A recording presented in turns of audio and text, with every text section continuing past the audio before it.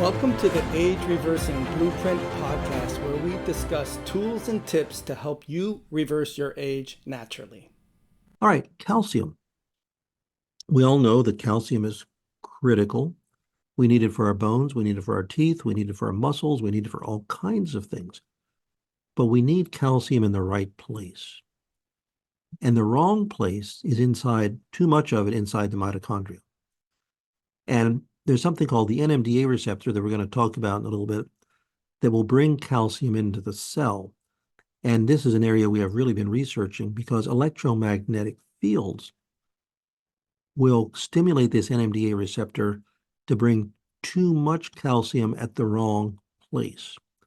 And we get higher what's called intracellular calcium that stimulates what are called mast cells. And again, we could do a whole program on mast cells. But the cliff notes are it's a white blood cell that protects you, but it harms you if it's overactive. It can create the production of arachidonic acid. And then we're going to get into how environmental factors stimulate something called the aryl hydrocarbon receptor. So bottom line is, again, we have multiple environmental factors that we weren't exposed to before.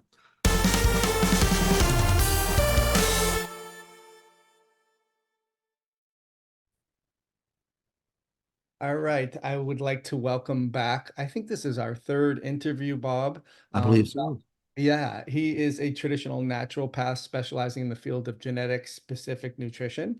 Bob is also an educator. He lectures nationally and internationally at seminars to educate health practitioners about genetic variants and nutritional supplementation for obtaining optimal health.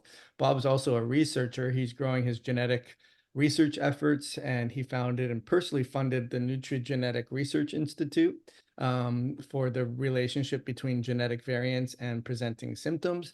He's also a nutritional supplement formulator and a genetic analysis software creator. And Bob here is going to help us learn about cracking the code. So Bob, welcome once again to another edition of helping people get their health back. Always a pleasure to be with you, Joel. It's I always enjoy these interviews because we always have a good time. We kind of geek out a little bit on some of the deep dives on biochemistry, and always a lot of fun. So I think Yeah, we'll do the same thing today. excellent. So Bob, go ahead and share your screen and give our listeners what's the latest and greatest in what you're researching. Alrighty. Well, our subject today is going to be um, superoxide. Now, the traditional naturopathic philosophy has always been that most problems that we're seeing come from when we are inflamed, when we've got excess free radicals. And we've been on that path for all of our time working. What is creating extra free radicals? And then on the other side of that, what is causing us to not be able to break those free radicals down? Now, on the other hand, free radicals are bad if they're in excess, but they can be our friend. One of my favorite sayings has been, they can be your friend unless they're not. So we need free radicals to kill virus and bacteria, and even if we have bad cells inside the body, we need inflammation to kill it. But on the other hand, if it goes to the extreme, that's when we have a problem. So we tend to villainize free radicals, and rightfully so. But on the other hand, we have to be careful that we don't eradicate all free radicals, because they do play a role for us. So our subject, again, is superoxide. And again, we always mention that, we're not treating any disease here. This is for educational purposes only and informational. So our learning objectives today is what is superoxide? So we're going to do superoxide 101. Then we're going to do a little bit of how excess superoxide impacts us. Then we're going to look at pathways of how we make superoxide, and then pathways of how we reduce it. And then we're going to dig into a little something called ferroptosis, where superoxide causes iron to do some really bad things. So you'll see here it's all about balance. Superoxide plays a role in the body at times, but in excess, it can cause all kinds of problems for us. Now, this little chart here that you see, you'll see on the left there, it says oxygen O2, and unfortunately that 2 got knocked off, but as you know, oxygen is O2. So what you're seeing, and by the way, do you see my little Yeah, we see your moving? cursor. Okay, Yeah, good. we do. So the oxygen is 2 oxygen atoms, and you see these 2 little dots there, that's electrons. So, we all remember even from high school that, you've got the neutron, proton, and the electron, and they need to be paired. So here's two together, here's two together, here's two together. They're all paired up. The superoxide occurs when an extra electron comes on here that shouldn't be there, and that makes it very unstable. And I'm going to show you in a little bit why this can be the root cause of a lot of our problems. Now, the body is pretty amazing. There's multiple ways here, but I'm going to show you one of the main ways. There's an enzyme called superoxide dismutase number 2. So this is superoxide. Dismutase means to break it down. And it takes the mineral manganese, not magnesium, manganese. And I'll show you a better chart later, but it turns it into oxygen, but it also turns it into hydrogen peroxide. And hydrogen peroxide, again, is not all bad. Sometimes we use hydrogen peroxide to kill pathogens.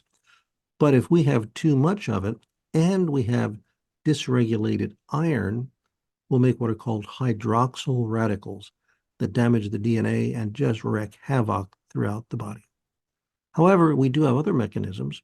If we have enough catalase, catalase will turn that hydrogen peroxide into water and oxygen.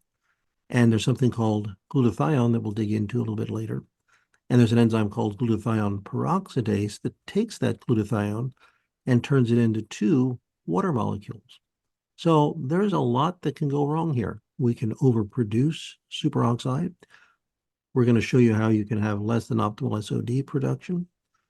You can have less than optimal catalase, glutathione, or you can have iron dysregulation. So this is a rather complex, sometimes we call it, Joel, the 3D chess game played underwater, multiple factors going together.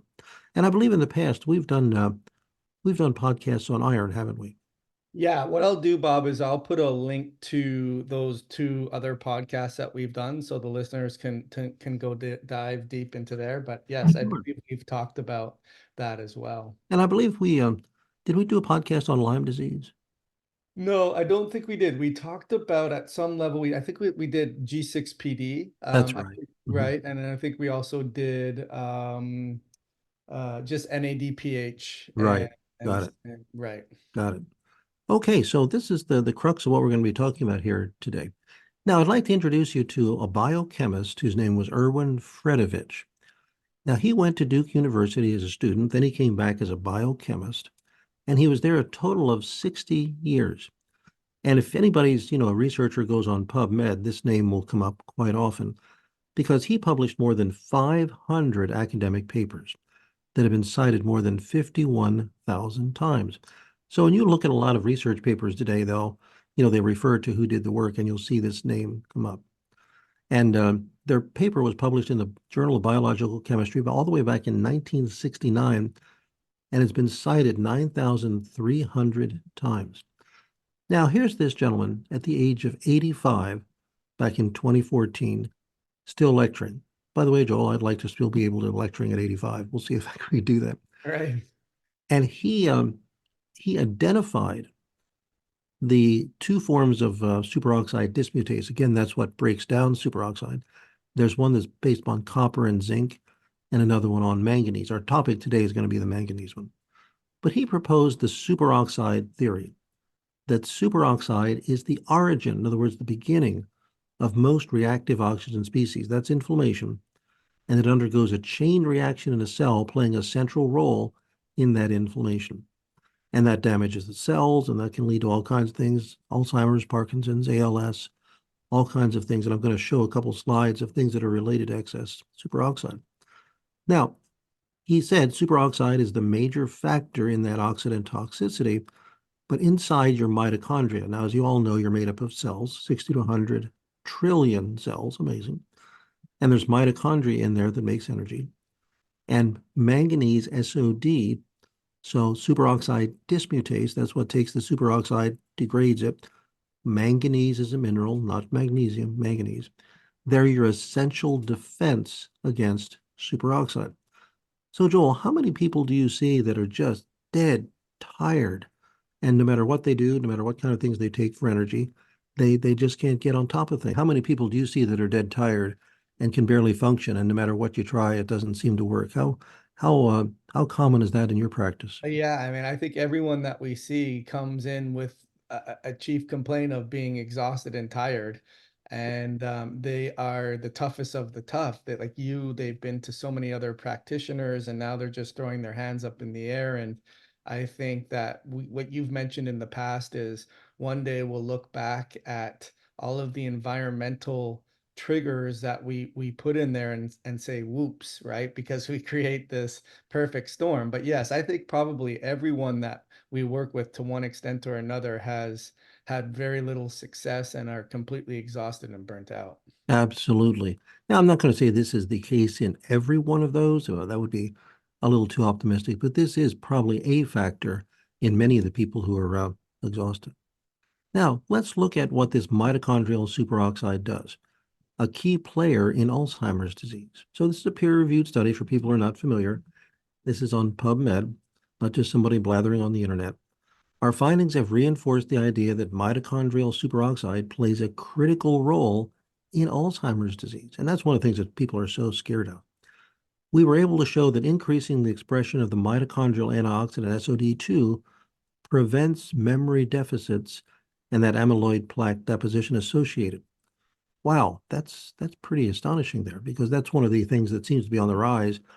And, people know that they're going to leave this earth someday, and they're, pretty much okay with that.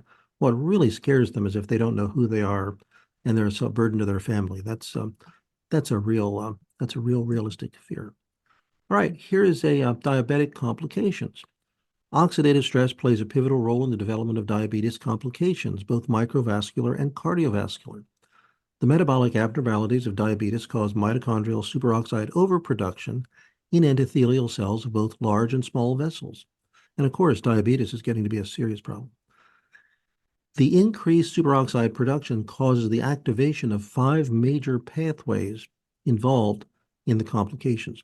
So we didn't have time today to go through all of those. If somebody really wants to dig into them, just Google oxidative stress and diabetic complications, and the whole paper will pull up and they can read it.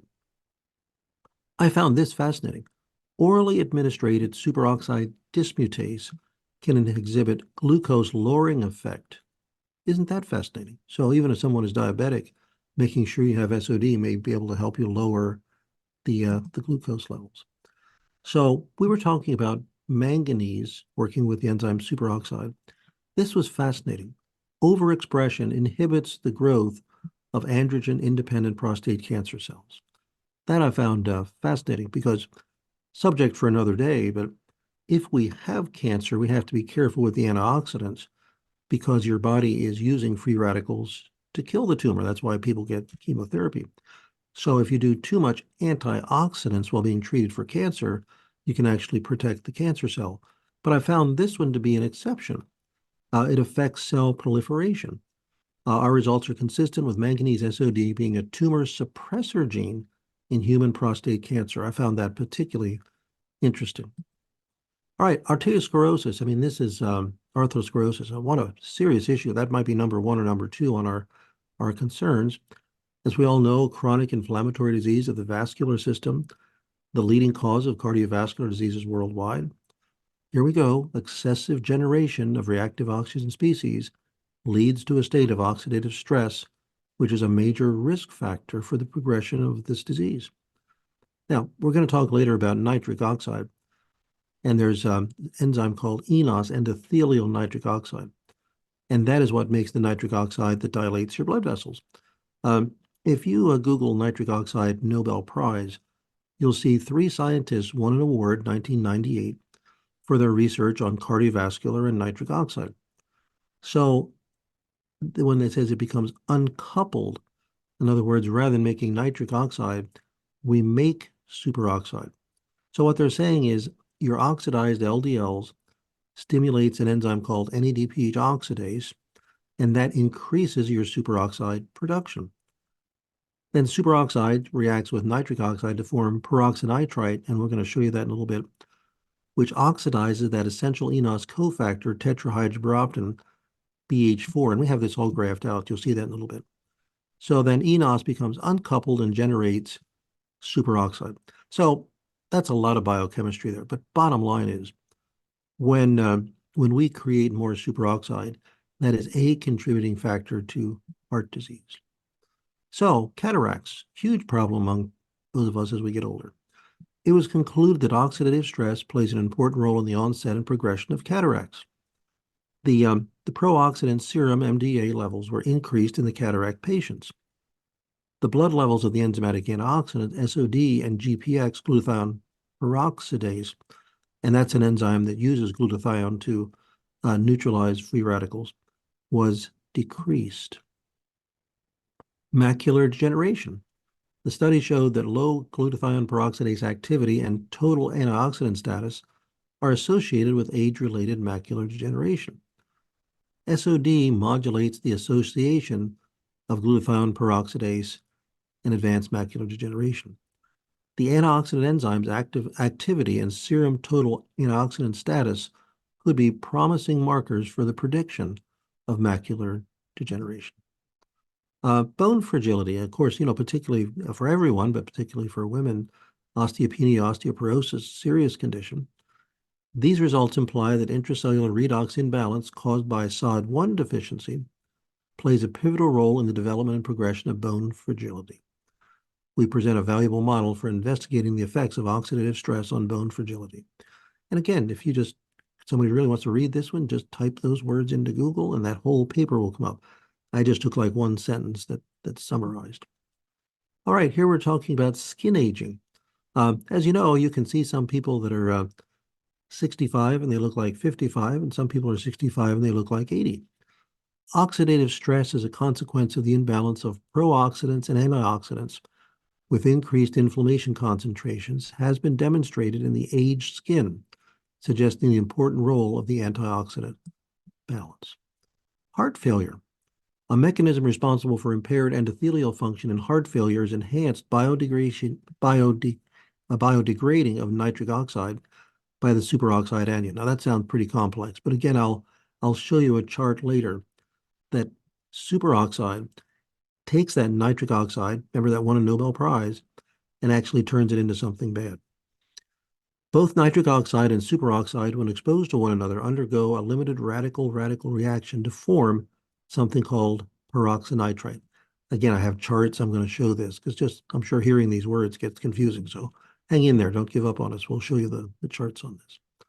Now, as you know, we are seeing such a dramatic rise in autism. I mean, this is a catastrophe.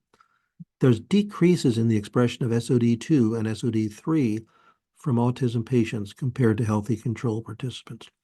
I'm going to be speaking in middle of May 2024 at a medical conference, and I'm going to be presenting this concept for all of these mental health issues, autism, ADD, ADHD, multiple reasons, but one of them being extra superoxide, not enough superoxide dismutase. So the study also found differences in glutathione peroxidase, and GPX3 was downregulated. Here's another one on autism spectrum. Conclusion, our data suggests that the decreased serum SOD levels could be implicated in the progression of autism in children and can be used as an independent risk indicator of autism spectrum disorder. So here's another one, the role of oxidative stress in autism spectrum, a literature review. Reactive oxygen and nitrogen species play an important role in autism. They include superoxide. If you remember, I showed you that it creates the hydroxyl radical, hydrogen peroxide, singlet oxygen, nitric oxide that we spoke about, and peroxynitrite. So these compounds overwhelm cellular buffering and may lead to cellular injury. Diminished glutathione in the autistic brain may have significant consequences in terms of the mitochondrial superoxide production and a chronic inflammatory condition. The consensus now, Joel, is that autism seems to be related to neuroinflammation, and the rise of autism is frightening. It really is, and these parents are just doing all that they can, and they're just so frustrated that these children are so diminished in their ability to function. Are you seeing that increase in that in your practice as well? The children who are autistic. Yeah, it's interesting, Bob. I don't have the same referral network as you do with practitioners, but ultimately when the parents come and see me and we help them, then it gets more into, well, oh, my son has autism, or my son or my daughter is on the spectrum, and you did so well with me. Ultimately, can you help them? It's more of that, but Yes. yeah. Yeah, it's frightening how serious this is getting. Now, even among adults, ADD, ADHD, I'm sure you're seeing in our clinic, we are here, that, people are having a harder time understanding. They're more frustrated. The nitric oxide levels in patients were significantly higher than those of controls, and the SOD activity was significantly lower. So high levels of oxidant nitric oxide, low SOD, oxidative imbalance in that attention deficit disorder. This is the first study evaluating the oxidative metabolism in ADHD. So Crohn's disease and autoimmune. Oxidative stress could be a major contributing factor to the tissue injury in Crohn's disease. When we get to arthritis, superoxide is overproduced in joint inflammation, rheumatoid arthritis, osteoarthritis. Increased superoxide production leads to tissue damage, articular degeneration, and pain. In these conditions, the defense superoxide dismutase is decreased. So we keep seeing the same thing over and over again as people do studies. All right, now we're going to look at, well, if this is bad, how do we make it? So we're going to talk about what's called the electron transport chain, NOS uncoupling, the NOx enzyme, overactivation of what's called the NMDA receptor. We'll explain that. Glutathione, your master antioxidant, not being recycled. Interestingly, polyaromatic hydrocarbons. That's what we get from our air pollution. That can even create superoxide. And a new one here, Joel, called the aryl hydrocarbon receptor. So there's so many ways now that we can make superoxide. So we're not going to get too deep in the woods here, but inside your cells, you have what's called the mitochondrial. And inside there, we have what's called the electron transport chain. And this appears to be the largest source of superoxide. So what happens, nutrients come in, including CoQ10, and they go through these steps, and the end result is ATP. That's your adenyl triphosphate. That's your energy. We spoke earlier about people being tired. Well, what can happen is that there can be problems in here. Now, we don't have time to dig into this today, but it'll create superoxide. And then, as we showed you earlier, then the SOD2 enzyme makes hydrogen peroxide. We need glutathione peroxidase 1. We need hydrogen peroxide. If we don't, it'll combine with iron to make hydroxyl radicals. These little green boxes are supplement formulas that we formulated. So if somebody's got peroxynitrite, we have formulas that calm that down. There's formulas to clear hydrogen peroxide. We're not going to get into thiodoxin today, but that's another way to clear it. And we have glutathione peroxidase. So there are ways, if this is occurring, that we can slow this down. And I'll tell you what, Joel, I'm beginning to believe that this may be the major source of inflammation, that we're creating more superoxide, and then we do not have the mechanisms to break it down. So there's the first one, the electron transport chain. Now, this is the other one that I want to spend a little more time on this. As we said earlier, nitric oxide is really important. It's a gas, and it dilates your blood vessels. This is not nitrous oxide that the dentist gives you. This is nitric oxide. Again, as I said, Nobel Prize, 1998. Now, people think they've never heard of it, but they probably have. If you know of anyone who carries nitroglycerin with them, they get chest pain. They put the nitroglycerin under their tongue. They dilate their blood vessels. And if you haven't heard of that, everyone's heard of Viagra and Cialis. Men need good blood flow for the penis for erectile function, and those drugs help with the nitric oxide or blood flow. So what happens is we make something called BH4 tetrahydrobiopterin. We make BH4. And then you can have genetic or environmental issues that you don't make enough of this. Then that combines with something called NADPH, and arginine to make nitric oxide. So I'm sure people have, anyone who's into natural health, they've seen formulas for nitric oxide that have arginine, and sometimes that works and sometimes it backfires. Because if you don't have enough BH4 and you take arginine, what you can actually do is rather than making nitric oxide, you can make superoxide. So that's what we said earlier. Remember, we talked about the NOS uncoupling. The NOS uncoupling is when we make superoxide free radical. You see it over to the left here and over here. So we can make superoxide rather than nitric oxide. Then that superoxide combines with nitric oxide and makes peroxynitrite. The peroxynitrite then further inhibits the BH4. And I'll tell you what, Joel, you're on a not very fun merry-go-round. Now, unfortunately, as one of your opening statements was, environmental factors. One of my favorite jokes is, I was born in 1954 when Earth was a completely different planet. We didn't have many of these other things, and I believe that's one of the major reasons why we're seeing so many difficulties today. So look at what will stimulate that NOS2. Oh, I should explain. NOS3 is what makes the nitric oxide that dilates your blood vessels. NOS2 makes a lot of nitric oxide to kill pathogens because nitric oxide, although it can be a dilator, it can also be oxidative. And the NOS2 is designed if you have a bacteria or a parasite. Totally speculation, but I have to wonder if there was a time in man's history there was a lot of parasites and having NOS2 being upregulated was to your benefit. But now if NOS2 is upregulated, it will suppress NOS3. One of the telltale signs of that occurring is cold hands and feet, and in the extreme, something called Raynaud's or Raynaud's. People say it different ways. That's where the hands turn white or purple because they're not getting good circulation because the NOS2 is suppressing the NOS3. So look at the who's who here. Aluminum.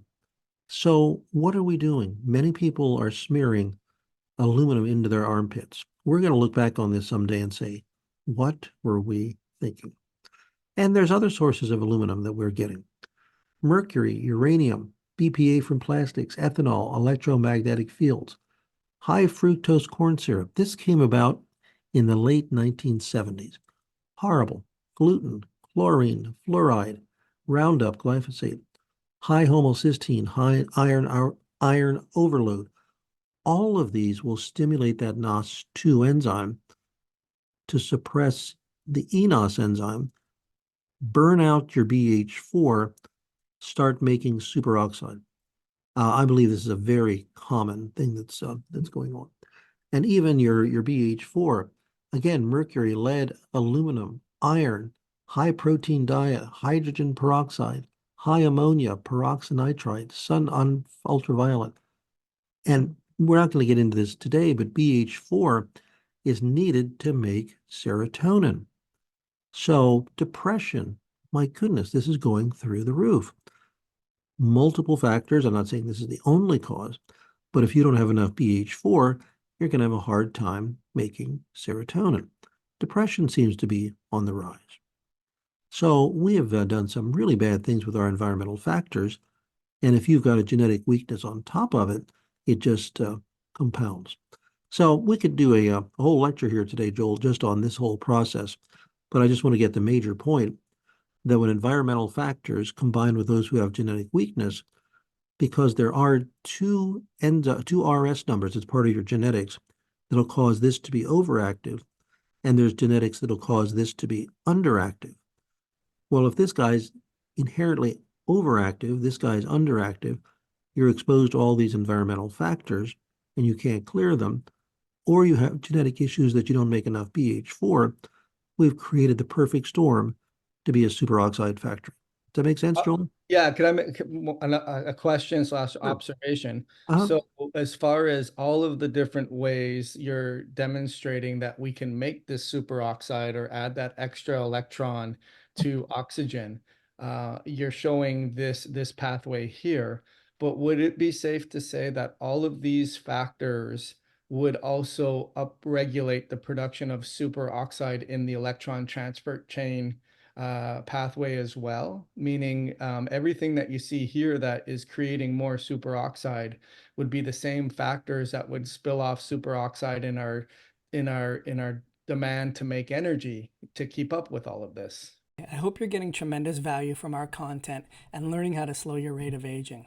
I have a really exciting announcement. I've just completed the complete age reversing blueprint user guide, and complete with learning how to not just slow your rate of aging, learning nutritional bioenergetics, learning about circadian rhythm entrainment, the 6 key factors that you need to be aware of, learning how to make sure that the environment isn't accelerating your age-related biomarkers, and of course, mastering your sleep.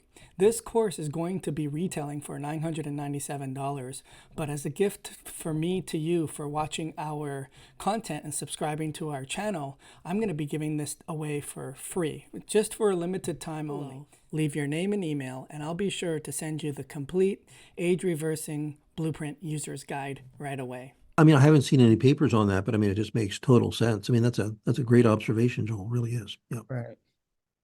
Now let's move on to the next one, and this is again is one of my favorite subjects, NADPH oxidase. So NOx, NADPH oxidase.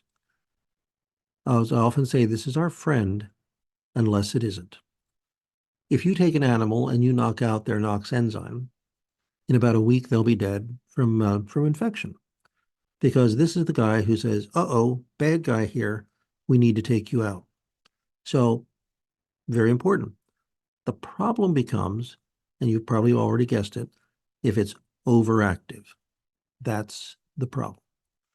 So what happens is there's an enzyme called TNF-A and NF-kappa B. Again, our friends unless they're not. You know, if we didn't have these, again, we'd die of infection. So, but when we're exposed to mycotoxins, virus, lipopolysaccharides, Clostridia, glyphosate, Lyme disease, Borrelia, we stimulate TNF-A, then NF-kappa B, then the NOx enzyme.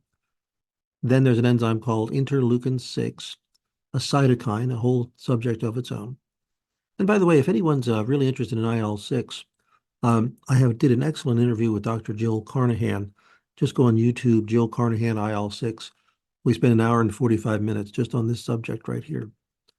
So there's multiple things here that will cause it, and there's actually even genetic mutations, these two right here, that'll cause tumor necrosis factor to be overactive. Now, interestingly, there's an enzyme called SIRT1 that holds back the inflammation. And there's a whole enzyme process called heme oxygenase that makes biliverdin and bilirubin that holds this back. And this is controlled by NRF2 and heme oxygenase. We need to make heme.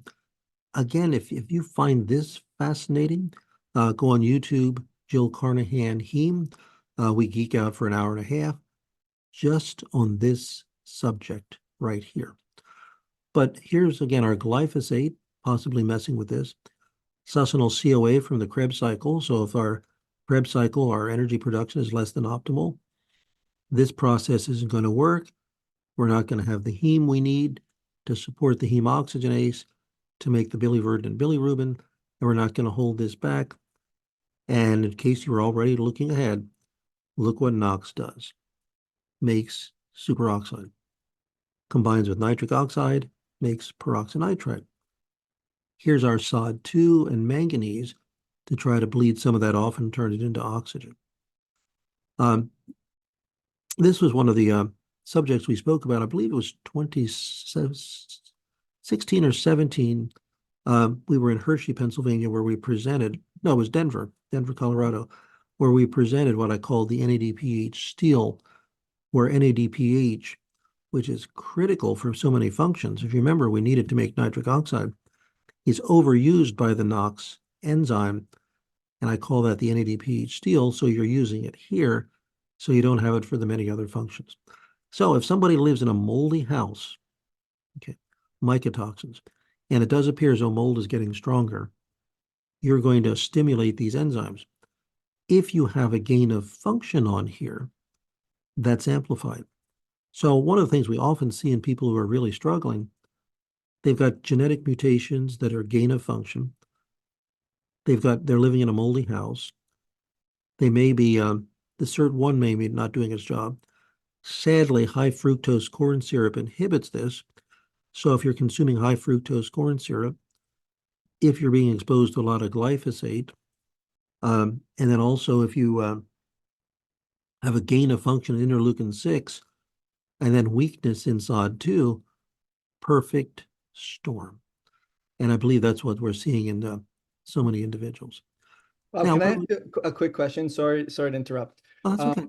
So just for the listener that, because they may not understand what gain of function is. So when you look at these genes and you see that they've inherited an alteration in that gene, ultimately they think that that gene might be slower and it's a loss of function and it's not working at the level that it should. Whereas there is research that shows that when they inherit a gene that is not functioning at full capacity from mom or from dad or from both, a gain of function can mean it is creating more of that enzyme that it's designed to do. You made an observation earlier that you think that potentially the gain of function was protective in the past, and now because of so much environmental factors, these gains of function are actually detrimental. Is that what you're noticing, Bob, with these? Absolutely, Dr. Joel. Yeah, thank you for pointing that out. That's one point that I forgot to make. There is that gain of function. So hypothetically, if there was a culture somewhere where there was a lot of bacteria or virus, and this tumor necrosis factor was overactive, that actually was protective to them. The one that's very well known is the hemochromatosis gene, extremely high in the English and the Irish.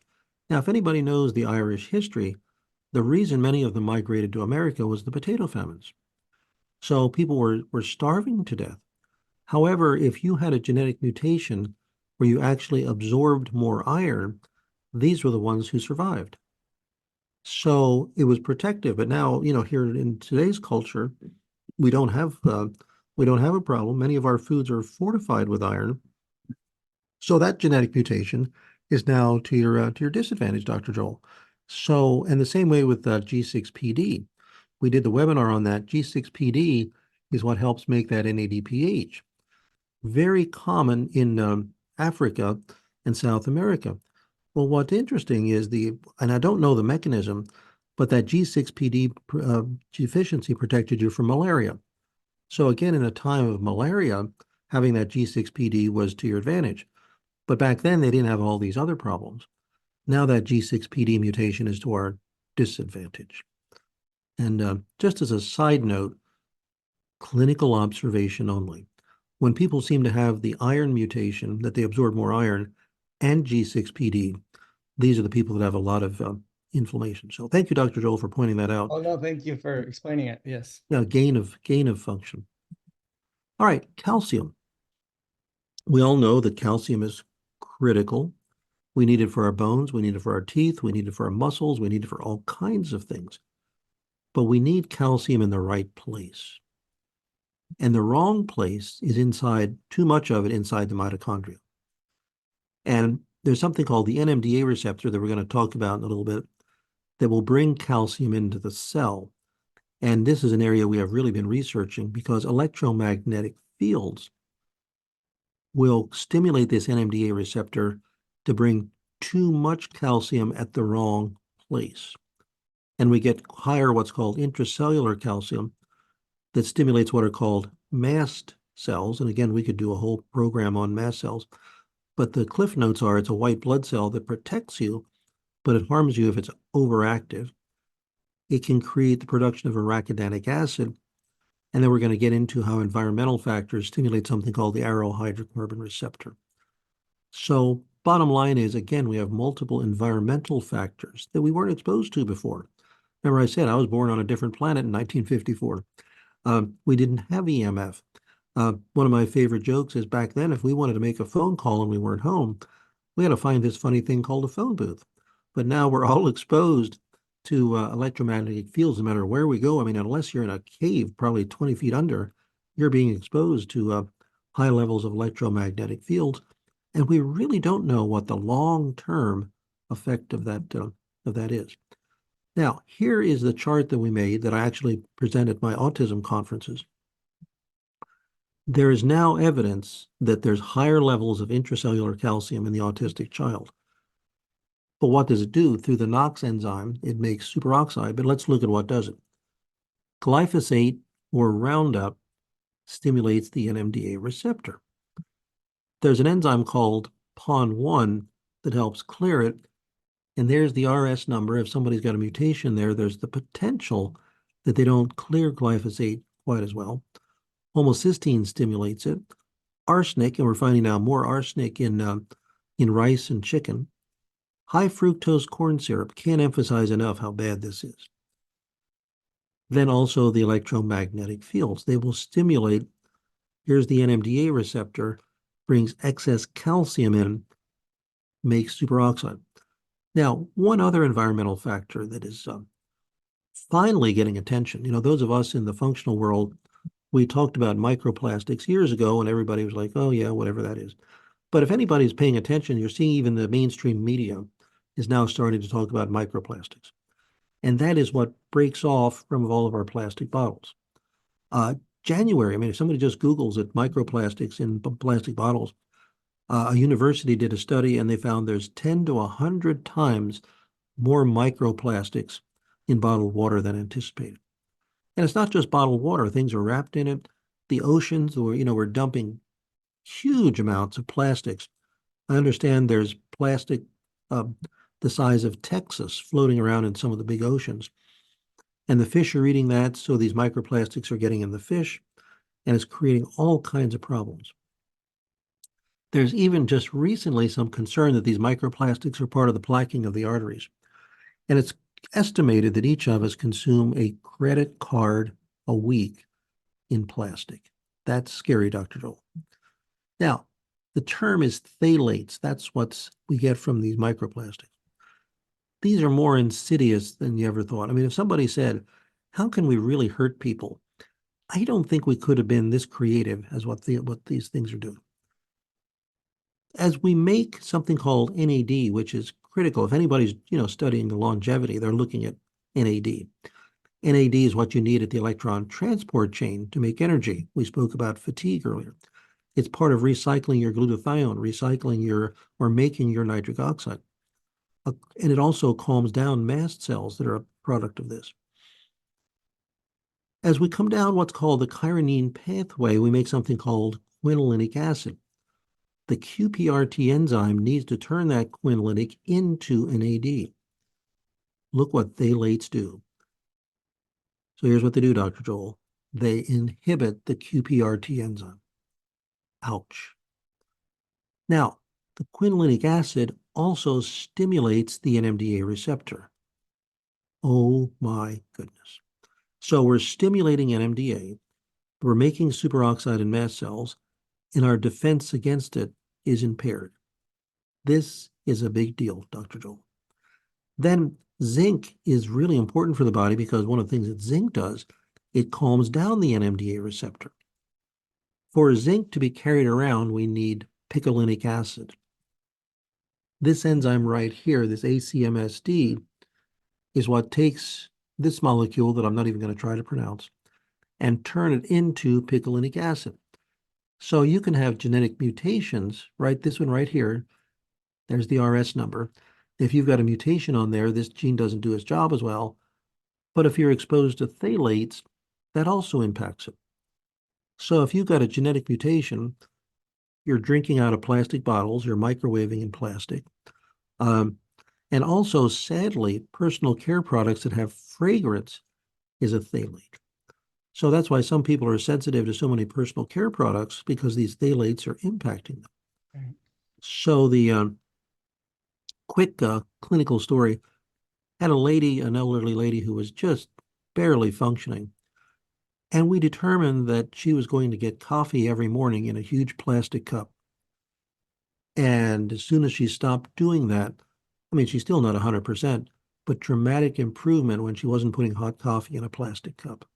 Yeah, and even the cups that make the, the little cups that make the, I don't, the name brands, but they now sell them everywhere where they have just a cup and you put it in the machine and it's in the packaged already. Absolutely, Dr. Joel. Yeah, it's a big problem. I recommend they don't do that. Right. Just as a side note for my children and son-in-law for Christmas, I got them soap, shampoo, and conditioner that was phthalate free. So Right. yeah, they kind of shook their head of, oh, Dad, but someday they'll appreciate that. So, Right. um, so I think we really have to be aware of our phthalates. So if somebody's struggling, make sure you're not microwaving in plastic.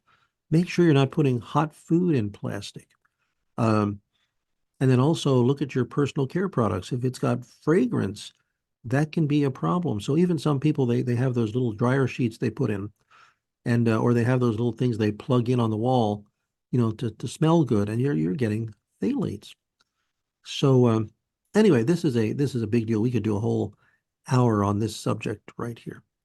So I'm not going to dig into this too much, but here they're just saying how picolinic acid helps the human brain, neuroprotective.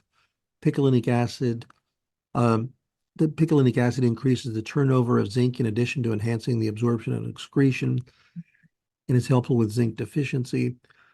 Here they're talking about homocysteine activating, and I'm not going to read this whole thing, but it's important that you have good homocysteine levels. Fructose modifies the NMDA receptor and can make seizures worse. So fructose will increase activation of the NMDA receptor function. And how many people are getting a lot of fructose? Phthalates comes from ingestion, inhalation, and dermal absorption. It can leak into the food. Even now, some of our dairy products, fish, seafood, and oils have high levels of phthalates. Personal care products. People who live near phthalate manufacturing industries are more likely to have phthalates in their body through dermal absorption. One of the best ways to get phthalates out is sauna. Um, Research suggested because of phthalate structural similarity to tryptophan metabolites, and I should have mentioned that it's tryptophan that comes down that pathway, several phthalates are capable of inhibiting those enzymes. Therefore, decreased clearance of quinolinic acid, and they are associated with neurotoxicity. So here's a little chart that again shows this. The phthalates are going to inhibit your body to make picolinic acid, and it's going to inhibit your body's ability to make that critical NAD. When you think about this, Dr. Joel, is like the perfect storm. You can't imagine the damage that this is doing to us. And then the net result is superoxide. Now, we saw this part before, Dr. Joel, but now what we're going to do is we're going to show how this stimulates glutamate. Now, glutamate makes you intelligent, highly motivated, go-getter. It appears as though Northern Europeans seem to have a more predisposition to glutamate. There's genetic mutations on the DAO enzyme that can make more. We can have genetic mutations that we don't turn glutamate into GABA, which is relaxing.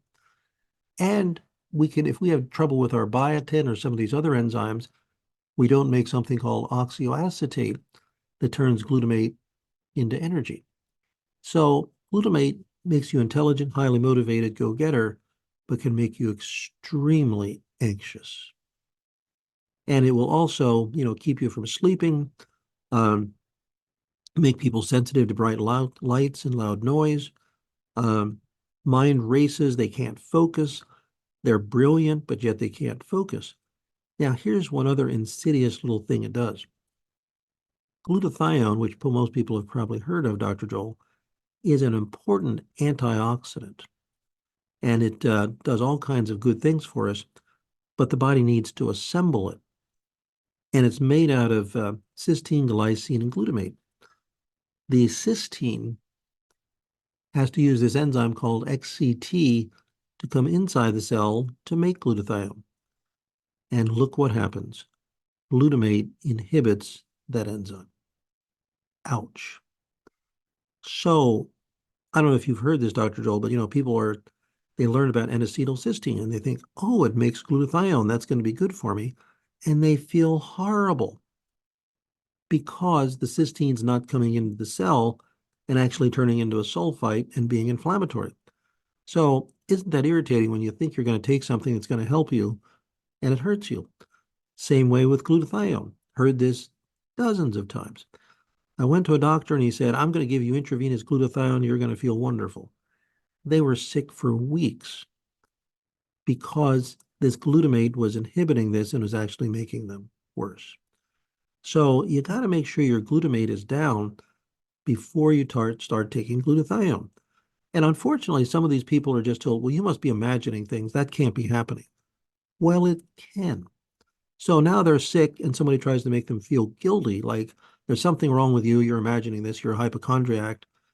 And they just get so discouraged because somebody yells at them that glutathione's the perfect antioxidant. We need it. Absolutely true. But if you got this going on, it can backfire on you. So can't tell you how many people were relieved when I told them that, nope, you're not crazy. There's nothing wrong with you. It's the glutamate. Get the glutamate knocked down, then all of a sudden glutathione is good for you. Isn't that amazing, Dr. Joel? It is. Are you finding too, Bob, that a lot of people happen to have the XCT challenges as well genetically on top of the glutamate being Yeah, actually, I'm not finding very many XCT mutations. Maybe we haven't found them all. There might be some, but I'm not seeing a lot of mutations on XCT. But when you think about the glyphosate, the arsenic, the high fructose corn syrup, the phthalates, the electromagnetic fields, all of those stimulating glutamate, and I think that's why we're seeing so much difficulty. I mean, when I talk to elementary school teachers who've taught just more than 5 years, how are the kids today versus 5 years ago? Consistently, they can't focus, they're agitated. And we're seeing that in the world with people being more agitated, more angry, because the glutamate is going up because of all these environmental right, factors. not to mention the food supply, right? With all the artificial stimulants that are in the food that produce glutamate. Sure. Oh, and by the way, these people cannot handle MSG. Right. So they're exposed to MSG and boom, they're over the top. So this high glutamate is a real problem. But we're going to talk about a little bit that ferroptosis. Ferroptosis is where the iron starts damaging your lipids. And we'll have a chart on that. We desperately need our glutathione to handle that. And if we can't bring our glutathione in, runaway inflammation in the cell membranes. So speaking of glutathione, Dr. Joel, here is how we make glutathione. This is somewhat of an oxymoron. You would think reduced means less, but in biochemistry, reduced means it has a spare electron on it to neutralize free radicals. So what the body does, it takes glycine, and actually that glutamate, if it's used properly, it turns into glutathione, and cysteine. So cysteine, glutamate, glycine all go together to make glutathione.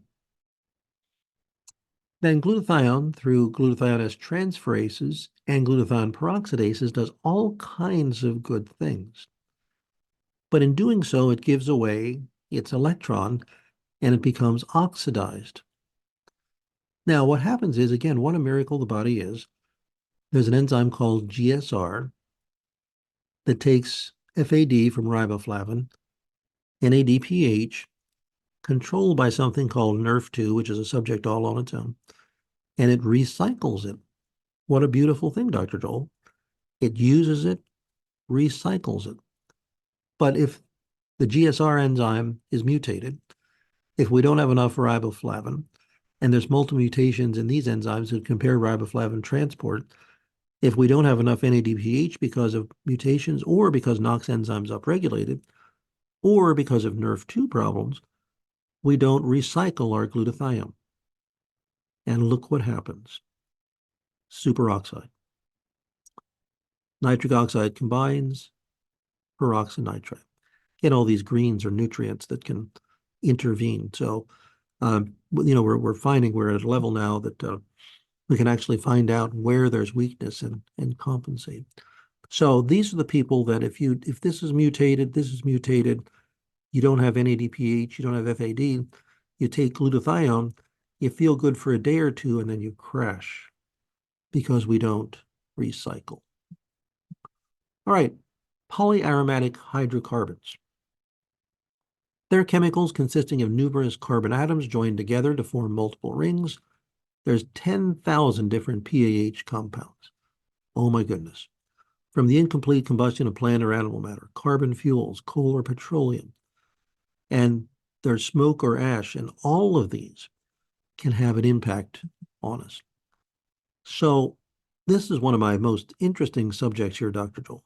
It's called the aryl hydrocarbon receptor. Outside of academia, most people don't know about this, but we really need to learn about this in the functional world. Now, most enzymes take one substance, combine it with something else, and make something new. And they either do that slowly, they do it at the right pace, or as we discussed earlier, they can be overactive. Well, aryl hydrocarbon receptor is a different animal. It all depends on what goes in it, what it does. Smoke, kynurenine, mold, and mold is becoming such a serious problem. High homocysteine, high iron, arachidonic acid that we'll talk about a little bit, and here's those aromatic hydrocarbons, will stimulate this guy to make massive inflammation, drive the intracellular calcium, that drives the superoxide, that drives the ferroptosis. We're one bundle of inflammation. Reduce these and start putting in rosemary, resveratrol, fisetin, quercetin, milk thistle, indole-3 carbinol. We turn on what's called NRF2 and NQO1 that's anti-inflammatory. So there's a lot to learn about this. And then the aryl hydrocarbon receptor through CYP1B1 makes superoxide, and then IL-6 and NOx stimulates the superoxide. So you can see here we've just got so many ways that we can make more superoxide. And even here, as we drive the intracellular calcium, we make more superoxide. Now, there's an enzyme called NQO1. NRF2 controls it, and it's also dependent upon riboflavin. It maintains your mitochondrial membrane potential and restricting oxidant protection. So, you're going to be as healthy as your cell membranes are. And using NADPH as a cofactor, it reduces what are called quinones. I'll show a picture of this in a minute. And it also helps recycle your CoQ10 and vitamin E, which are important, very important inside the body. And keeps the balance of NADH and NAD+. It's been found to reduce superoxide and use NADPH as the reducing agent. It has been suggested that relatively significant quantities would be needed. So it's not as powerful as other things, but it does calm down that superoxide. And guess what? I'm sure you figured it out already, Dr. Joel. You can have genetic mutations on NQO1 that lower its function. So here's one of the ways that there's many ways that NQO1 helps us.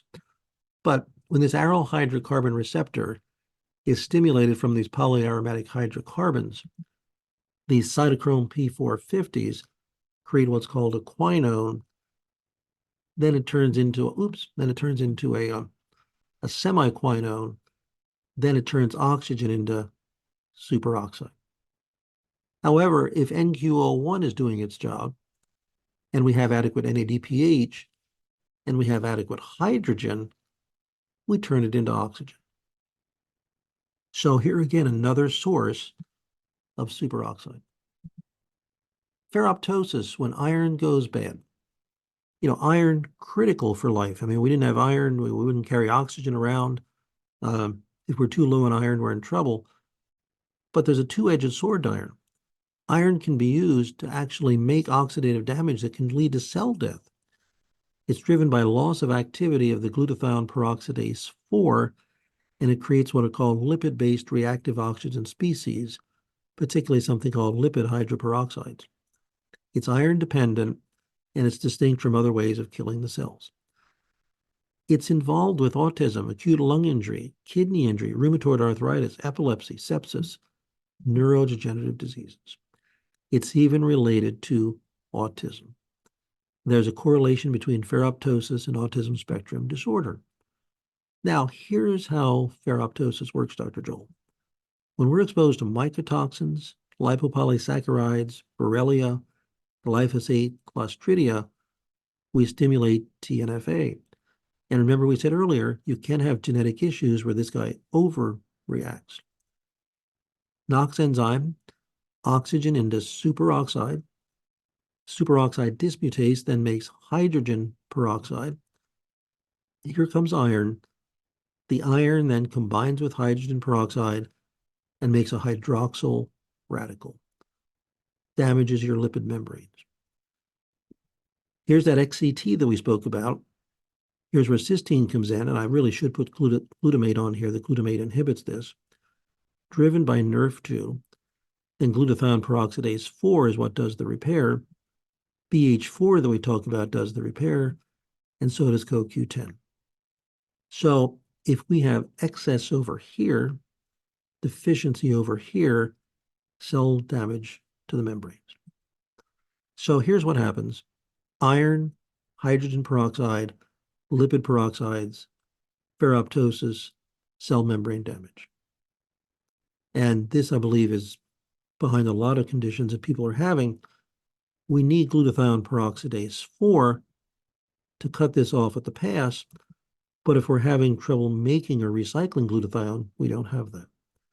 So again, another mechanism that we can make damage to the cell membrane. All right, now we spoke about all the ways that we can make superoxide. Now, how do we take care of it? How do we take that electron off? Manganese, not magnesium, manganese. The enzyme SOD2, superoxide, here's the keyword, dismutase. That's what breaks it down. People get confused. It said, well, no, wait, you're saying superoxide is bad, but this superoxide is good. Superoxide dismutase, using manganese to reduce the superoxide. And that's one of the ways that we do it. Another one is actually B12, fascinating, and an enzyme called PON1. So here's how manganese does its magic. This is the symbol for superoxide. It's oxygen with an extra electron. The SOD2 enzyme says, Mr. Manganese, I need you to help me out here. Why don't you just grab that electron so we can turn superoxide into oxygen? Now, the manganese then has that spare electron. Then what it does, it takes two hydrogens and superoxide and makes hydrogen peroxide. Now, that's okay, but hydrogen peroxide can be damaging as well. So we need catalase, glutathione, and something called thiodoxin to clear that. Because I've noticed over the years, sometimes you give people SOD and they feel phenomenal, and some people feel worse. Okay. So, Dr. Joel, what we got to make sure, what I've been doing is I've been observing that many times before we give SOD, we got to make sure we're clearing hydrogen peroxide. Because even the manganese SOD, as good as it is, if it starts making hydrogen peroxide and you can't clear it, you're going to be worse. So you really got to do things in the right order. Now, talk about environmental factors. Glyphosate, Roundup.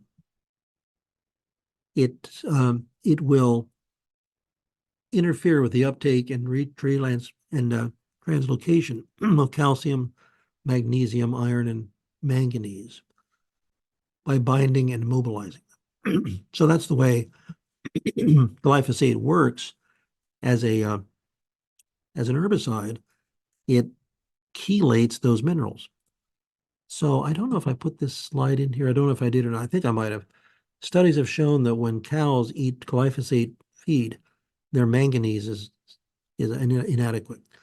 Now, there's a delicate balance of manganese, so you shouldn't go out and just start taking boatloads of manganese. Because if you get too little, we have a problem. But you can get manganese toxicity. So I want to caution people, just because we're talking about this today, don't go out and buy manganese and start taking boatloads of it thinking you're doing yourself a lot of good. Work with a qualified practitioner on this. Because too little is a problem, too much is a problem. So there's a delicate balance. One of my favorite jokes is, all you need to do is follow Goldilocks and the Three Bears. Not too hot, not too cold. So warning, don't go out and, go on the internet and find manganese and start taking boatloads of it. You can hurt yourself badly. Serious problems if you have excess manganese. But deficient is a problem as well. Now, Dr. Joel, this is one of the things that I've been most intrigued by over the years. I don't think I've seen anything quite so fascinating. Here's your manganese SOD, and it does all these wonderful things. We spoke earlier about how you can, how the nitrate, let me 1 second, let me get a drink here. Now, when nitric oxide uncouples, we make peroxynitrite. Peroxynitrite nitrates tyrosine, which is a big part of your manganese SOD working. And hold on to your hat here, Dr. Joel. Peroxynitrite can inhibit manganese SOD up to 97%. Oh my goodness. So this very critical to our well-being SOD can be basically shut down by peroxynitrite. Yikes. Then I'm going to show you later, there's an amino acid called lysine. And I'll tell you, I have a map that I'll show you that later. But if we have lack of activity on SIRT3, we mess with the lysine as well. So if we reduce the peroxynitrite and we boost up SIRT2 and 3, that again I'll show later, the manganese SOD can do its job. So here's a little chart we made, Dr. Joel, and it shows here's manganese SOD right in the middle. And here's manganese taking superoxide into oxygen. Then it takes the superoxide and 2 hydrogens to make hydrogen peroxide. Now, there's a lot that can go wrong here. We can have genetic mutations on the enzymes that transport manganese, and we can also have too much glyphosate, which will happen if we've got mutations on PON1, that we don't get the manganese over here. Then here we said this tyrosine can be nitrated by peroxynitrite. So if we have peroxynitrite, it can nitrate the tyrosine so that shuts us down. SIRT1 that we spoke about earlier also supports SOD2. You can have genetic mutations on SIRT1, clinical observation only. When both parents give a mutation on SIRT1, these people are usually struggling greatly. High fructose corn syrup, I should have put that on here. High fructose corn syrup shuts this down. We recently found another mutation called F12 that shuts down SOD2. And then lysine, again, another amino acid, has a positive charge to it. So it takes that negative electron and says, hey, Mr. Electron, come on in, the weather's fine. I want to introduce you to Mr. Manganese. However, there's a process called acetylation that takes that positive charge off.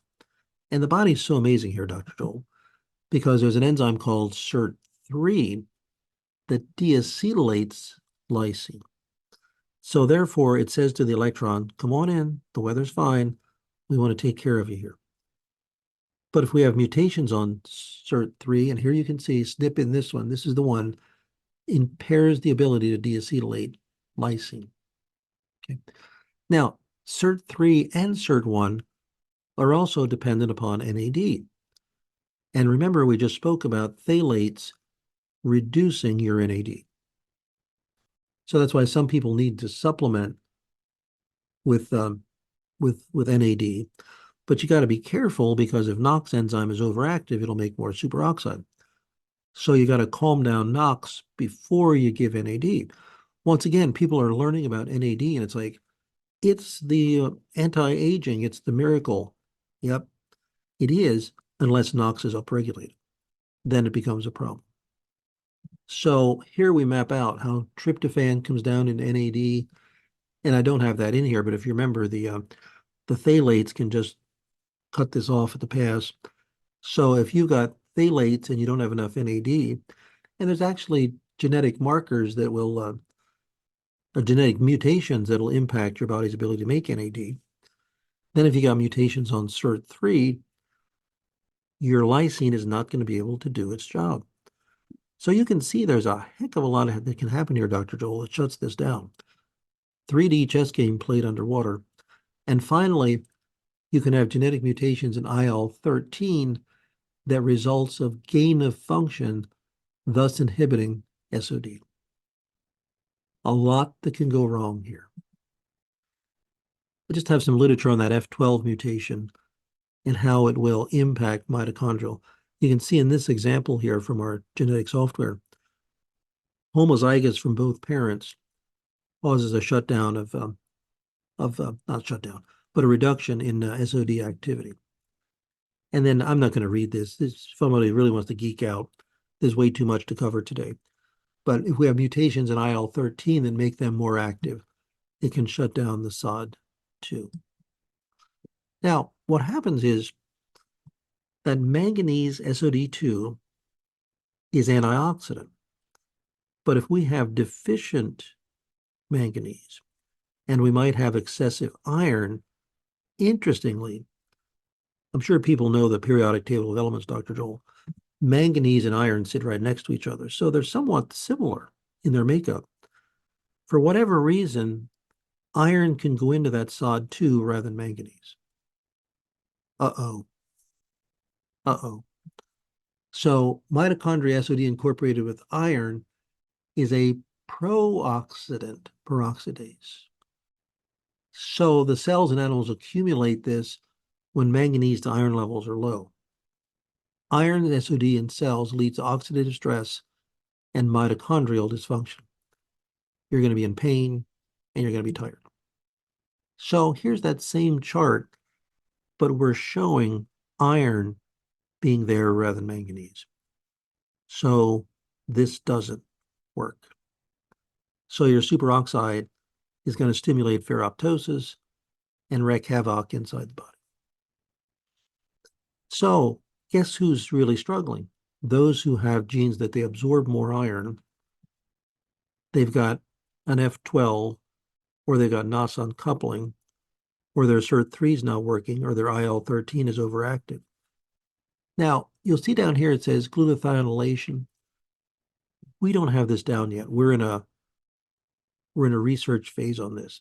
But this is another serious way that we'll shut this down. Can't speak about it yet. If you want, Dr. Joel will come back someday to speak about that. But this is another serious way that the cysteine gets impacted. Now, again, we don't know yet. Maybe that's affecting the way you make glutathione. Don't know. For those who are practitioners, we do a webinar every other Thursday evening. And in end of May, June, probably July, we're going to be talking about this. So we're in a research phase. But you can see, Dr. Joel, there's just so many things that can go wrong here that it can really mess things up. All right, B12. We tend to think of B12 as, it gives you energy and all, and it does. But there's three kinds of B12: hydroxyl methyl adenosine. There's enzyme called TCN1 and TCN2 that help get it into the stomach, and then from the blood into the tissue. Particularly this one right here, there's the RS number.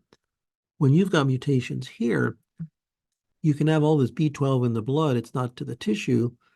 And when that happens, somebody measures their B12 and they'll say, you're taking too much B12. You got to cut back. And sometimes they'll say, but I'm not taking B12. Well, you must be taking B12. It's too high. Well, the problem is it's not getting into the tissue. And they actually need those high levels to at least push some in. So B12 does a lot, but for illustrative purposes here, the cobalamin, which is cobalt, by the way, will turn that superoxide into hydrogen peroxide. Now, once again, you've got to have adequate catalase, thioredoxin, and glutathione peroxidase from glutathione to do that. If not, this won't work. And I believe that's why some people don't do well on B12, because they're not clearing this hydrogen peroxide. But B12 is so much needed. I don't have it on here, but it makes The adenylcobalamin is what helps make energy inside the mitochondria. Now, PON1, again, this is a little too deep. If somebody wants to read it, just get the study or just pause here. But PON1 works in a collaboration against oxidative stress, especially superoxide radical scavenging. We know for sure that PON1 helps with oxidized LDLs. It helps reduce those. That stimulates superoxide. We believe there's a way that it breaks down superoxide, but we don't have it down yet. But there are genetic mutations on PON1 that are pathological that don't allow you to clear glyphosate. So here's the oxidized low-density lipoproteins increase superoxide production by the endothelial nitric oxide synthesis. So these results indicate that a decrease in the activity of the endothelial cells is associated with the dephosphorylation of eNOS, dissociation of the eNOS signaling complex, and the enhanced production of superoxide. So you can see all roads coming back to this. So peroxidase 1 inhibits the oxidized LDLs, and I think everybody knows that's the bad cholesterol. So here's a study. It says the main conclusive judgment is the presence of PON1 in the plasma, isolated or colligated to other proteins in HDL, favors the activity of eNOS, that's the good one, and then supports the production of nitric oxide, which are vasodilators, and platelet anti-aggregates. So as you know, we're seeing such a dramatic increase in blood clots and strokes. So that's it. If anyone wants to contact our clinic, there's Tree of Life Health. There's our phone number, 717-733-2003, tolhealth.com. Practitioners, please only. We have software that does all this analysis. And there's the information on our executive director who can help you get an account. And of course, Dr. Joel, you have been studying this for a long time, and you are quite capable of doing this work as well. So, people can reach out to you to do the genetic test and do the analysis and try to figure this all out. Yeah, that's awesome stuff, Bob. Thank you so much for sharing your years of coming to where we are right now in this information. I always do these interviews in a selfish kind of way because I like to get the front seat of the accelerated what you've learned recently, and I appreciate your time. Couple things I wanted to discuss is you mentioned that we're getting to a level where we can understand the clinical picture with the software and then be able to support patients. And I think it's really important to stress that, like you mentioned, the Goldilocks, not too much, not too little. Don't run out and just buy massive amounts of manganese and expect that to be the trick. And same thing for superoxide dismutase, because if you're producing too much hydrogen peroxide and you take a superoxide dismutase supporting nutrient, and you make more hydrogen peroxide and you have challenges with clearing that, then you need to get rid of that hydrogen peroxide first. And that's where having the printout and the graphs and the sort of the understanding, the lay of the law, or the lay of the land, and having a sort of a genetic blueprint as to what the potentials for this patient may be, so that you can understand when to implement the strategies first. And I think that takes a lot of practice from the practitioner to understand that. What has your software done to help the practitioner? I know there's smart software. There's also, hey, if you have this gene and that gene, you may want to consider this and that. So maybe give the listener who's still here listening to this, and that's going to be the sophisticated person or the practitioner themselves, how has your software made it easier for practitioners to accelerate their learning curve? Sure. Well, one of the things we've done, a lot of genetic reports just list the RS numbers and where they're mutated. And you can look at that and it's like, I have no idea what that means. So we have created maps where you can actually see on the screen, like these maps that I showed you. That wasn't from the software, but the software actually creates the map, and you can look at it and then it color codes it.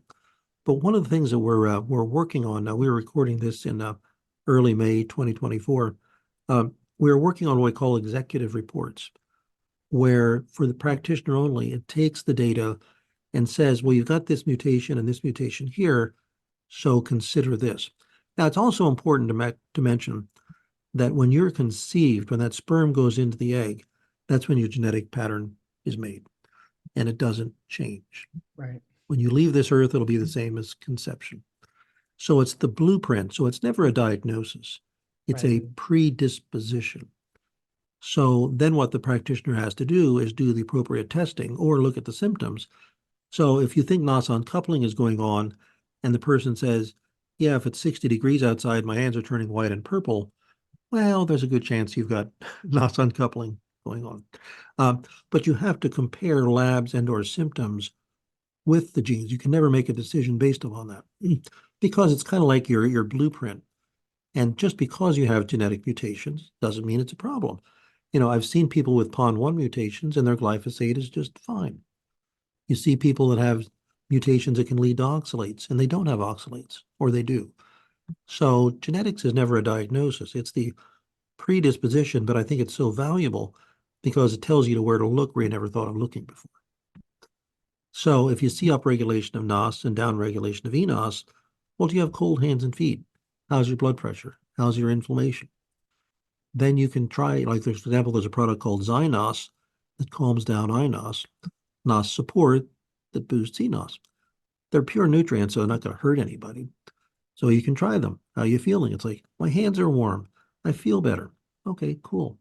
So another analogy I heard that I really like is looking at your functional genomics is like walking through the house and seeing if there's any cracks in the wall.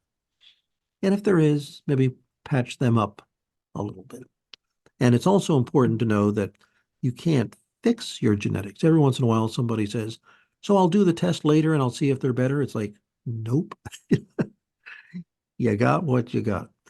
So one of my favorite expressions is we have good news and bad news. The good news is we can compensate. The bad news is we can compensate. Right. So if somebody has a hard time genetically breaking down fats, they may need nutrients that help them digest fats. They'll feel better. But if they stop taking it, they'll go right back where they were. So, and interestingly, some people are fine with that concept. If it's like, hey, if I can find the weakness and I can compensate, cool. And for some reason, some people like, I don't want to do that. I shouldn't have to do that. Well, okay. But it's interesting, the psychology of how some people embrace it and others just rebel against it. It's like, well, I'm not doing that. It's like, well, okay, you know, I don't argue with anybody, you know. So, but Right. again, genetics gives us a predisposition of where there might be some weakness. And I often like to say it's easier to keep you out of a ditch than to pull you out of one. And some people like to be kept out of a ditch, and other people don't want to do anything until they're in one. So it's like, okay. I'm sure you've Right. seen that as well. So Yeah, well, I will say that the software has gotten so much more helpful for the doctor as well in terms of understanding as you saw the maps and as you do the research to understand your presentation today, you also didn't really explain, but you could have, how you came up with the green stuff on those maps that support that function, because those are the research based nutrients that have been shown to help those processes. So that can really help the practitioner for sure. And I think also, maybe you can correct me if I'm wrong on this, but even if you have the patient that feels that they shouldn't have to do that, I would imagine that the people, by the time they've come to you, or by the time that the doctor who's working with them doesn't have any more answers and comes to you, that they look at this as a understanding of what their challenges are and know when a symptom arises, and they know in the past this thing made them worse, why that was, or this thing made them better, why that was, when to initiate the protocol. So it's not just to pound the gavel, okay, Mrs. Jones, take this every single day of your life for the next, to the end of time. but it's more of, okay, when I feel this, I get stressed this way. I can't turn my mind off. I can't go to sleep. Whatever it may be, I have brain fog. I have cold hands, whatever it is, they know, oh, this thing must be expressing, and they are the more sophisticated Mhm. person because they want to understand that. Is that true, or is that? Absolutely. Yeah. No, I mean, 99% of the folks are referred by physicians to us, and they're like, we need another set of eyes at this to see what's going on. And one of the really cool things about doing this is the relief you see on people's faces. You know, when you tell them that the reason you might not have a very good mood is because you don't have enough BH4. And they're like, oh. So one of my absolute favorite things to do is to tell people, I have four important words for you. You ready for this? You know, it's not your fault. People have started to cry. So one of the things is, you know, there's a substance called BH4 that we spoke about that we need to turn tryptophan into serotonin. And if your BH4 is being taken up by the inos, or it's desperately trying to fight ferroptosis, or you don't make enough, then your body doesn't make enough serotonin.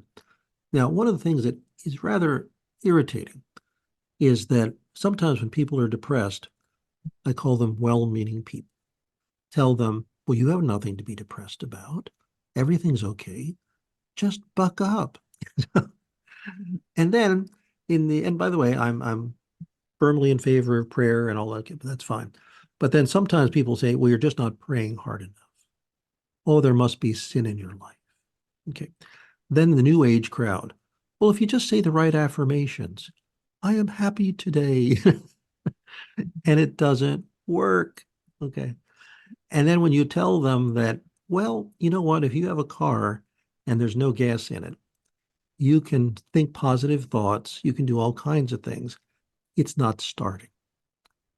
Let's get your BH4 levels up and you'll be okay. And that people are like, thank you, because they're made to feel guilty, you know, or the same way with anxiety. Oh, just calm down. You have nothing to be anxious about. Well, if your glutamate is through the roof, you can't calm down. And then when you show people that, well, you're not converting glutamate to GABA, you're not turning glutamate into energy, no wonder you're anxious. The relief on their face is just unbelievable. And the thankfulness, because, and by the way, if you're one of those well-meaning people who tell folks to just buck up, you may want to reconsider that because it's really not to the person who's struggling. You know, if somebody has diabetes or something else, it's like, oh, you poor thing. They're depressed or they're anxious and they're trying to make guilty that it's their fault. And now there are some people that get themselves into the problems and they're, you know, it is related to their life, but sometimes it's not. And to make those person feel guilty is just so sad. It really is. Yeah. Yeah, it definitely is very empowering. And I would probably ask another follow-up question is whether it's well, obviously the doctors that are referring you their most difficult types of presentations, that they are also getting, or you're getting feedback. No one's ever said this to me before. I've never heard that before, but yet they're the people that have started with, I've done everything there is to do. There's nothing else I can do.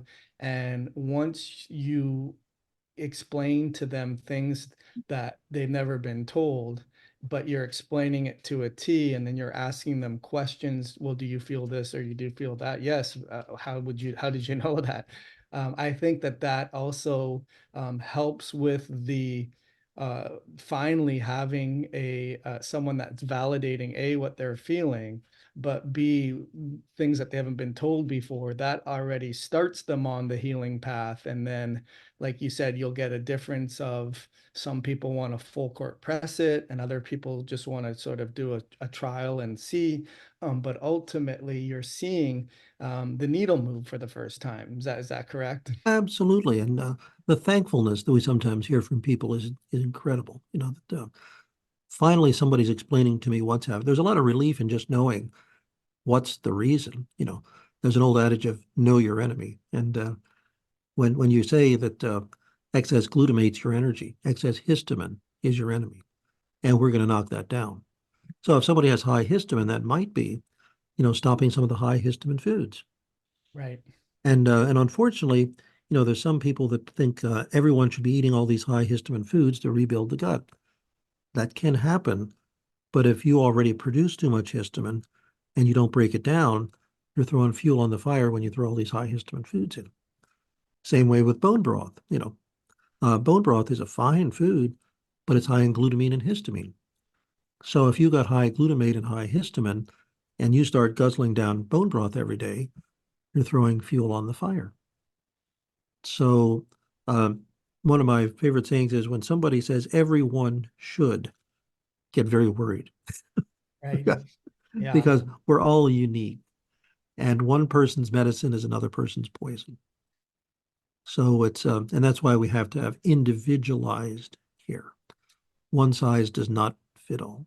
Definitely. Just goes to show you how important that blueprint is, because we're saying it's not a foregone conclusion. It's giving me ideas on how to prioritize and how to see potentials and how to put two and two together by being an astute practitioner, listening to your complaints, understanding your objective markers, knowing what's helped and hurt in the past, and ultimately where it is that you want to go. I think that you're doing a great service, and I thank you for that, because you've basically transformed the way that I practice and understand and be able to help people. So thank you so much for what you do, Bob. Well, my pleasure. I'm a bit of a geek, so I think it's fun. So my idea of fun is drawing these maps and seeing how they all interconnect. Well, it's all motivated, like you said, by having that thankfulness and seeing someone's life change, and that builds up your own health, and it's a win-win. So, Mm-hmm. as far as practitioners go, who's listening to this and they are fascinated by this information, tell us what opportunities you have for them if they're not doing what they could be doing at the level that they could be Yeah, doing it. just go to our website, dnasupplementation.com, and right on that very first page, I'll tell you what, let me do a screen share here. I'll show you. Sure. Let's see. Let's do a screen share, and I will screen share that screen. There we go. So this is dnasupplementation.com. It says functional genomic analysis. And right here, it's an online certification course training that they can take. And the first couple modules are free to see if it's for them. And then if they would like to sign up, right on here, you can, if you click on practitioners, um, you can click to apply. So again, this is just for practitioners only. They can request an account, and you just press practitioner, put their name in. And we have to make sure that it's a practitioner. This is just a consumer. We do not allow consumers to use this. You have to be a qualified health professional. Then you get a free trial, no credit card, nothing. See if it's for you. And then if it is, you can take the course. We have webinars every other Thursday evening. Here's the online certification course. By the way, the consumer can take the certification course. I mean, they don't get certified, but if they would like to just learn it, the first 3 modules are free, and that trains them. And then every other Thursday evening from 8 to 9:30 Eastern Standard Time, we geek out with the new information. And right now we're, at the time of this recording, we've been going through all of the SOD2s, and we're going to be going into that glucuronidation, I'm sorry, the glutathionylation that inhibits. And then when you get the software, all of the previous webinars are in the software. So they can watch the previous webinars if they want to geek out with us. So it's not the genetic report isn't a print it, here's what I do. You got to learn. You've got to put time and effort into it. So if somebody thinks this is, I don't have to study, probably not for you. But for the one who's really serious, that's willing to study, research, figure things out, this could be an incredibly valuable tool. It definitely is. Yes. Well, Bob, thank you so much for your time. I appreciate that. And we will be publishing this shortly and sending it out. So I look forward to, part 4 when we have a chance to update on the newest and greatest insight that you've learned since then between now. So thank you so much for your time. My pleasure. It's always a lot of fun, Dr. Joel, and thank you for all your hard work. I know you're going down a new adventure of studying, going to medical school now, so that'll be quite an exciting adventure. And I wish you nothing but the best, because you're going to have all the tools in the basket that you need. Right. Thank you so much, Bob. Hi, thank you so much for watching our Age Reversing Blueprint podcast. If you've made it this far, we sincerely thank you for your attention and your interest in reversing your age. If you're looking to get more information on today's topic or other podcasts that we've had, be sure to check out the show notes and be sure to check out drjoelrosen.com. Have an awesome day.